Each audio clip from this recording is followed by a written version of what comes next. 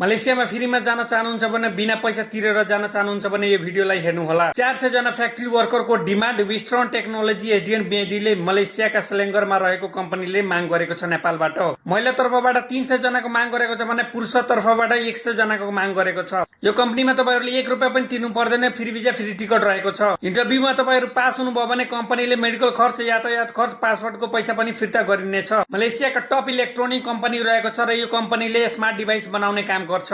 यो कम्पनीमा 1700 बेसिक रहेको छ भने हप्तामा 6 दिन काम गर्नुपर्छ, 1 दिन बिदा हुनेछ। करार अवधि 2 वर्ष छ भने खाना सुविधा छैन, बस्ने सुविधा कम्पनीले दिएको छ। यही माघको 1 गतेदेखि 6 गते भित्र मेन पावरको कार्यालयमा अभिमुखीकरण हुँदैछ। अभिमुखीकरणमा तपाईहरु छनौट हुनुभयो भने तपाईको 2 चरण इन्टरभ्यू हुनेछ। पहिलो चरणमा माघको 7 गते मेन पावरका प्रतिनिधिहरूले इन्टरभ्यू लिन्छ र त्यसमा पास हुनुभयो भने माघको 8, 9, 10 मा भएको फाइनल इन्टरभ्यू पास हुनुभयो भने तपाईहरु बिना पैसा निशुल्कमा फ्री भिजा फ्री टिकटमा जान सक्नुहुन्छ। याद राख्नुहोला, यो मेन पावरले विगतदेखि नै मलेसिया रोजगारीमा नेपाली कामदारलाई फ्री भिजा फ्री टिकट निशुल्कमा पठाउने काम गरिरहेको छ। विशेष जानकारीका लागि काठमाडौँमा रहेका आकर्षण इन्टरनेशनल प्राइभेट लिमिटेडमा तपाईहरुले सम्पर्क गर्न सक्नुहुन्छ। यो मेन पावरमा अझै डिमान्ड आएको हुनाले यो मेन पावरमा तपाईहरुले छिटो भन्दा छिटो सम्पर्क गर्नुहोला र यो भिडियोलाई सक्दो शेयर गरिदिनु होला। जय मधेस, जय नेपाल।